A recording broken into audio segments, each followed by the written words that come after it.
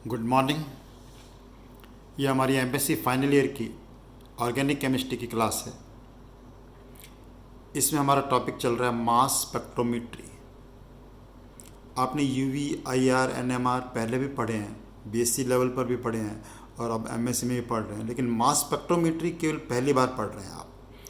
शुरू के 2 लेक्चर में आपने देखा कि भी व्हाट इज़ मास स्पेक्ट्रोमेट्री, क्या होती है, तो आपको पता चल गया भी this is a method for accurate determination of molecular mass of A compound. Compound का मॉलिक्यूलर मास निकालने के लिए एक्यूरेट मेथड है।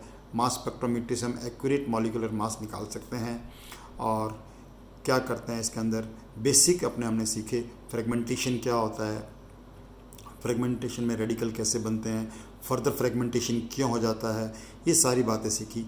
अलग अलग कंपाउंड में फ्रेगमेंटेशन अलग अलग क्यों होगा, जो कैटायन बनते हैं उनकी स्टेबिलिटी में और रिलेटिव अबंडेंस में क्या फ़र्क है, ये सारी बातें हमने देखी।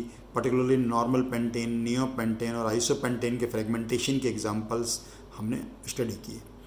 अब आज हम बता रहे हैं आपको इसके अंदर कि मास स्पेक्ट्रोमेट्री में इंस्ट्रूमेंटेशन क्या है। वैसे तो इंस्ट्रूमेंटेशन की डिटेल इतनी ज़्यादा हो सकती है, अनलिमिटेड डिटेल हो सकती है, लेकिन आज मैं इसमें बता रहा हूँ आपको, बेस आपको पता होना चाहिए कि कैसे कैसे मास स्पेक्ट्रोमेट्री में हम करते हैं, कहाँ कंपाउंड लेते हैं, फिर कैसे एनर्जी देते हैं, कैसे उसका कैटायन बनेंगे, एनायन को और न्यूट्रल पार्टिकल को कैसे बाहर निकाल देते हैं, मैग्नेटिक फील्ड का क्या रोल है, रेडियस ऑफ पाथ, ये जो टर्म्स हैं उनमें कैसे होता है, उसका एक बेसिक जानकारी आपको इसके लिए मिलेगी। ओके, तो सबसे पहले देखिए इंस्ट्रूमेंटेशन हम क्या करते हैं। इस टाइप का एक बेसिक इंस्ट्रूमेंट, एक डायग्राम बनाया है आपके लिए, और इसमें जो जो टर्म्स हमारे काम आ सकते हैं वो सारे दिखाएं। Outline diagram, you can say it is outline instrumentation diagram, outline of the instrumentation diagram. सबसे पहले हम क्या देखें, जिस सैंपल का हमें मास स्पेक्ट्रा लेना है उसको सॉलिड, लिक्विड या गैस की तीनों फॉर्म में हम ले सकते हैं, लेकिन सॉलिड और लिक्विड ज़्यादा प्रेफरेबली किसकी फॉर्म में लेते हैं, हम गैस फॉर्म में लेते हैं। वरना सॉलिड से लिक्विड और लिक्विड से वेपर्स में कन्वर्ट करने के लिए भी हमें किसकी जरूरत पड़ेगी, थोड़ी ज़्यादा एनर्जी की जरूरत पड़ेगी। तो ये फर्स्ट चैम्बर इसके अंदर होता है। देखो इस चैम्बर हमने 3 स्लिट्स दिखाए हैं, स्लिट ए, स्लिट बी, स्लिट सी। स्लिट का मतलब होता है होल है जिसके अंदर से हम एक पर्टिकुलर जो चाहें वो पास कर सकते हैं। तो पहला जो चैम्बर है हमारे पास, जिसे हम क्या बोलते हैं, sample vaporisation chamber. Sample vaporisation chamber. Vaporisation क्या होगा, इसके अंदर हीटिंग कॉयल लगी होती हैं, देखिए ध्यान से, हीटिंग कॉयल लगी हुई हैं, और यहाँ हम जो सैंपल लेंगे उसका क्या करेंगे, वेपोराइजेशन करेंगे। वेपोराइजेशन करने के बाद नेक्स्ट चैम्बर में जब गैस आएगी, इस चैम्बर में देखिए क्या होता है, हमारे पास टंगस्टन फिलामेंट लगे होते हैं। टंगस्टन फिलामेंट जहाँ हम एनर्जी देते हैं, इसको 70 to 72 इलेक्ट्रॉन वोल्ट की एनर्जी दी जाती है। 70 to 72 इलेक्ट्रॉन वोल्ट की एनर्जी दी जाती है। और इस एनर्जी से क्या होगा, जो मेटल मॉलिक्यूल जो हमने लिया है, इसके अंदर जो भी मॉलिक्यूल हमने लिया है वो मॉलिक्यूल किस में कन्वर्ट होगा, कैटायन रेडिकल में कन्वर्ट होगा। पहले पेरेंट आयन बनेंगे, पेरेंट आयन के बाद इसका फ्रेगमेंटेशन होगा। फ्रेगमेंटेशन कैसे होगा ये सब मैं आपको बता चुका हूँ पहले। अब यहाँ पर देखो, इसी के अंदर एक क्या होता है, आयन कलेक्टर लगा होता है। आयन कलेक्टर, जैसे कि आपको बताया था कि मास स्पेक्ट्रा में केवल कैटायन डिटेक्टर तक पहुँचते हैं, केवल कौन से रेडिकल पहुँचते हैं, कैटायन रेडिकल पहुँचते हैं। इसलिए यहाँ पर जो आयन कलेक्टर का मतलब क्या है, यहाँ पर जो भी फ्री रेडिकल्स हैं, जो भी न्यूट्रल रेडिकल्स हैं या न्यूट्रल स्पीसीज हैं, वो सारे के सारी चीज़ें जो हैं इसके अंदर कलेक्ट हो जाती हैं और हमारे अंदर इंटरफेयर नहीं करती। तो इस स्लिट बी में से हमारे पास क्या पास हो रहा है, केवल कैटायन पास हो रहा है। स्लिट बी में से केवल क्या पास हो रहा है, इसमें कैटायन पास हो रहा है। ओके, स्लिट बी में से कैटायन पास होने के बाद जो नेक्स्ट चैम्बर हमारे पास आ रहा है, इसके अंदर क्या लगा, आयन एक्सेलरेटर लगे होते हैं। आयन एक्सेलरेटर लगे होते हैं, उसके लिए इलेक्ट्रोड्स लगे होते हैं। इन इलेक्ट्रोड पे देखो पहले पॉजिटिव चार्ज है, उसके बाद क्या रहता है हमारे पास, 3 पे, एक पे पॉजिटिव चार्ज रहता है, 2 पे क्या रहता है, नेगेटिव चार्ज रहता है, और उसके बाद आता है स्लिट सी। तो स्लिट सी के थ्रू केवल जो कैटायन है वो इसमें पास होते हैं। और ये जो चैम्बर आ गया हमारे पास नेक्स्ट, ये हमारे पास चैम्बर, इसके अंदर क्या लगे होते हैं, हाई मैग्नेटिक फील्ड के मैग्नेट लगे होते हैं। ये देखो 2 जो ब्लैक कलर से दिखा रखे हैं, क्या है, मैग्नेट, जिसके अंदर हम H क्या दे रहे हैं, इसको मैग्नेटिक फील्ड दे रहे हैं। यहाँ से हमारे पास क्या होगा कि जितनी मैग्नेटिक फील्ड दी है, ये बहुत पॉइंट समझने का पॉइंट होता है, उसके अकॉर्डिंग ये जो कैटाइंस, अलग अलग कैटाइंस आ रहे हैं आफ्टर फ्रेगमेंटेशन, या फ्रेगमेंटेशन हो गया, फ्रेगमेंटेशन के बाद जो अलग अलग कैटाइन यहाँ से आ रहे हैं, they will adopt different radius, उनका रेडियस जो है वो अलग अलग हो जाएगा। रेडियस देखो, जैसे ये रेडियस हो गया, ये रेडियस हो गया, ये रेडियस हो गया, वो किस पे डिपेंड करेगा कि कितनी मैग्नेटिक फील्ड दे रहे हैं और उसका मॉलिक्यूलर मास कितना है, उसके according they will adopt different radius, और उसके अकॉर्डिंग पहले कौन आएगा बाद में कौन आएगा वो सारा ही डिपेंड होता है। तो ये वाला जो चीज़ हो गया, ये वाला चैम्बर यहाँ पर इसीलिए कर दिखाया गया, they take a different radius, different path, अलग अलग पाथ ले लेते हैं डिपेंडिंग अपॉन दिस, ओके, कि उनका मास कितना है। इसलिए इस चैम्बर का नाम क्या होता है, mass analyser. What is this, this is a mass analyser. Mass analyser में हम देखो मैग्नेटिक फील्ड दे रहे हैं, magnetic field deflection, magnetic field deflection होता है, और जो आयन जो हैं अपने मास के अकॉर्डिंग इसके अंदर क्या होते हैं, सेपरेट हो जाते हैं। सेपरेट होने के लिए क्या करते हैं, दे अडॉप्ट डिफरेंट, मैं अभी मैथमेटिकल रिलेशन बताऊंगा आपको तो पता चल जाएगा कि एच और आर में रिलेशन है कि आर किस रेडियस लेंगे, पाथवे के, आर का मतलब किस रेडियस का पाथवे जो है वो अलग अलग आयंस जो है लेते हैं। यहाँ से जो आयंस हैं वो किसके अंदर आते हैं, हमारे पास डिटेक्टर में आते हैं, the ions come to the detector, detector के बाद किसके अंदर आएंगे, वो एम्पलीफायर में आएंगे, एम्पलीफायर में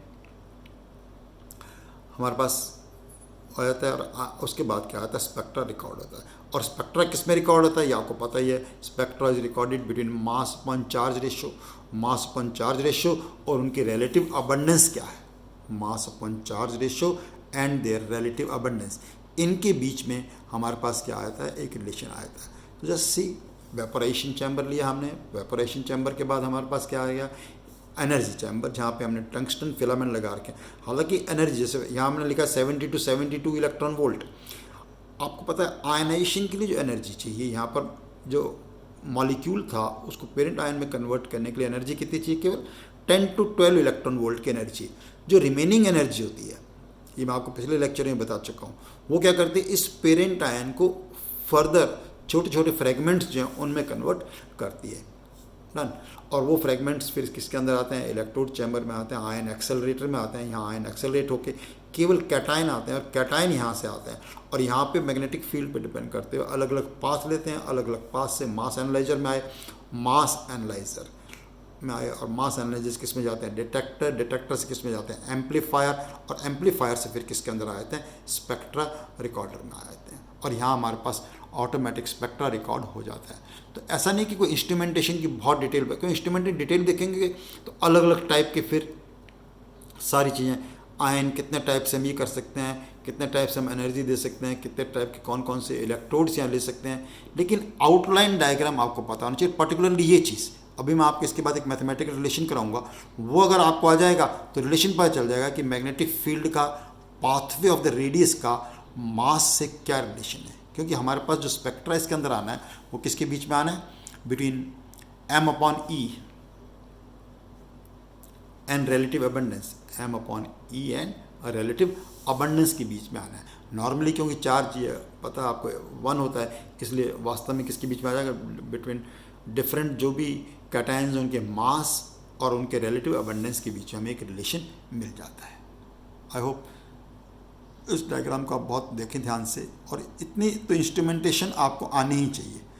ऑल्दो हम इस लेवल पे इंस्ट्रूमेंटेशन पे सिलेबस में डिटेल नहीं देते इतनी ज़्यादा, आपको मेन चीज़ तो आना चाहिए, आपको एनालिसिस आना चाहिए, और एनालिसिस हम पढ़ेंगे। अभी हमने एनालिसिस के लिए केवल 3 ही एग्जाम्पल अच्छी तरह लिखी हैं, नॉर्मल पेंटेन, आइसोपेंटेन और नियो पेंटेन के एग्जाम्पल लिए हैं, बहुत सारी चीज़ बाकी। अभी केवल इंट्रोडक्टरी पार्ट चल रहा है मास स्पेक्ट्रोमेट्री का।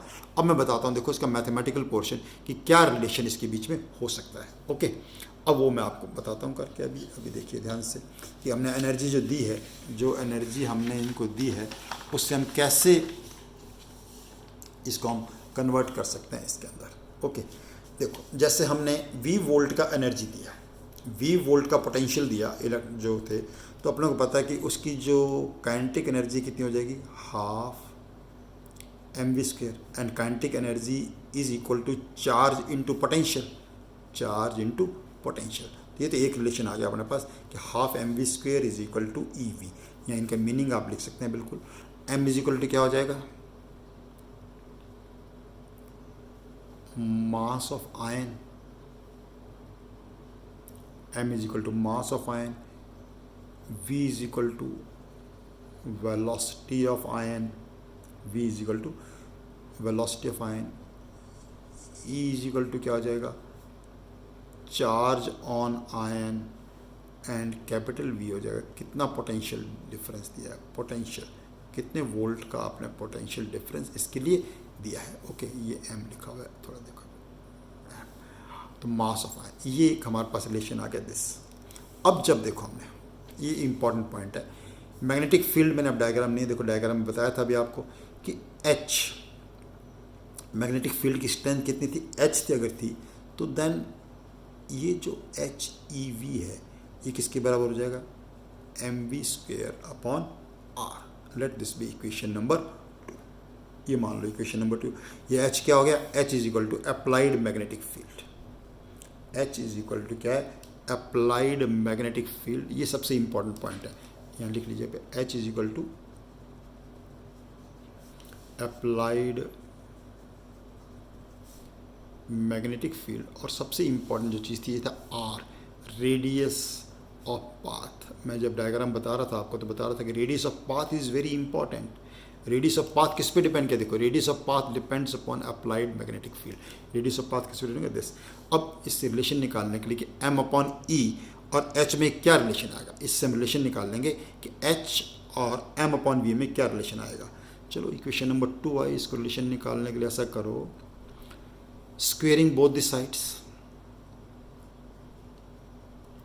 स्क्वेयर करेंगे तो क्या आ जाएगा, h² E² V² is equal to m² V raised to power 4 r², V raised to power 4 is equal to r²। अब देखो इसमें V से V कैंसिल हो गया, तो हमारे पास क्या बच जाएगा, h² E is equal to m² V², और डिनोमिनेटर में क्या आ जाएगा हमारे पास, r² आ जाएगा, r² आ जाएगा। हमें रिलेशन निकालना है m और e के बीच में रिलेशन निकालना है। ओके, mv, चलो mv² की वैल्यू पुट कर देते हैं यहाँ पे। देखो फ्रॉम इक्वेशन 1 लिख लीजिए, फ्रॉम इक्वेशन 1 में हमारे पास क्या था दिस, इससे क्या आ जाएगा, from equation 1 you can say mv² is equal to कितने बराबर आ गया, 2ev, mv² is equal 2v। ये वैल्यू हम इसमें पुट करते हैं, mv² की जगह अगर 2ev लिख दें तो क्या आ जाएगा, h² E², mv² की जगह 2ev लिखा तो m तो ऐसा सच बच गया, और 2ev, और डिनोमिनेटर में हमारे पास क्या आ गया, r² आ गया। डिनोमिनेटर में क्या आ गया जी, r² आ गया। E से E कैंसिल हो गया, तो क्या बच गया, h² E is equal to, बच गया हमारे पास 2mv, नॉट वी मैंने गलती दी, वी पोटेंशियल वाला है, 2mv अपॉन क्या बच गया, r² अपॉन r। हमें m अपॉन ई मिलेगा, तो m अपॉन ई। अब आगे सीधा देखो, m upon e is equal to कितना आगे देखिए, m upon e is equal to आ गया h² r² अपॉन क्या आ जाएगा, 2v। ये एक बहुत इम्पॉर्टेंट रिलेशन है जो कि आपको पता होना चाहिए। यानी m अपॉन ई की जो वैल्यू है that will depend upon radius, किस पे डिपेंड करेगी, रेडियस, और कितना magnetic field, H magnetic field की जो स्ट्रेंथ है वो कितनी है, इस पे डिपेंड करते हुए हमारे पास अलग अलग। तो ये इसकी मीनिंग क्या हुआ कि डिपेंडिंग अपॉन रेडियस, ये जो रेडियस है ये किस पे डिपेंड करेगा, m पे। ये एक चीज़ कांस्टेंट थी, ये हमने मैग्नेटिक एक कांस्टेंट लगा दिया, तो m अपॉन ई की वैल्यू, जो फ्रेगमेंटेशन आपका पोर्शन था उसमें देखो, वापस एक बार मैं डायग्राम दिखाता हूँ आपको फ्रेगमेंटेशन पोर्शन का, वो किस पे डिपेंड कर रहा है, r पे डिपेंड कर रहा है। इस बात पे मैंने उसमें एम्फेसिस दिया था आपके लिए जब मैं आपके लिए डायग्राम ड्रॉ कर रहा था। वापस देखिए, आपको मैं डायग्राम एक बार वापस दिखाता हूँ, और आपने रिलेशन भी देख लिया। मैथमेटिकल रिलेशन मैंने इसीलिए डिराइव करके बताया आपको। ये हालांकि एग्जामिनेशन पॉइंट ऑफ व्यू से इतना इंपॉर्टेंट नहीं होता, लेकिन आपको आना चाहिए, बहुत अच्छी तरह आना चाहिए, क्वेश्चन बन सकते हैं, इवन न्यूमेरिकल क्वेश्चन बन सकता है इस पर, आपको बाद में कराऊंगा इस टाइप के न्यूमेरिकल क्वेश्चन। तो ये बहुत इंपॉर्टेंट पॉइंट था यहाँ पर कि ये जो रेडियस लेते हैं, अलग अलग पाथ लेते हैं, दैट डिफरेंट, इसीलिए नाम इसका मास एनालाइजर। तो मास एनालाइजर में है it depends upon the radius, किस पे डिपेंड करता है, वो अलग अलग रेडियस ले लेते हैं। तो हमारे पास रिलेशन देखो क्या है, एम अपॉन ई, एच कांस्टेंट हो गया, वी कांस्टेंट हो गया, दे टेक डिफरेंट पाथ। तो different path depends upon mass, तो डिपेंडिंग अपॉन पहले M1 आएगा, फिर अलग अलग टाइप के जो मास एनालाइज जो है वो किस में आते हैं, डिटेक्टर में आते हैं, फिर एम्पलीफायर में आते हैं, और फिर उसके अकॉर्डिंग मास स्पेक्ट्रा मिल जाता है। तो this is a brief instrumentation of mass spectrometry. Brief मैंने इसलिए बोला, but this relation is very important, ये रिलेशन आपको बहुत अच्छी तरह आना चाहिए था। तो this is a good diagram, आप आराम से देख के वीडियो रोक रोक के अपनी कॉपी में बनाएं, बिल्कुल ऐसी अलग अलग कलर से, and it is going to be useful to you. Okay, यहाँ से हम कंटिन्यू करेंगे mass spectrometry. Keep doing your work, thank you very much.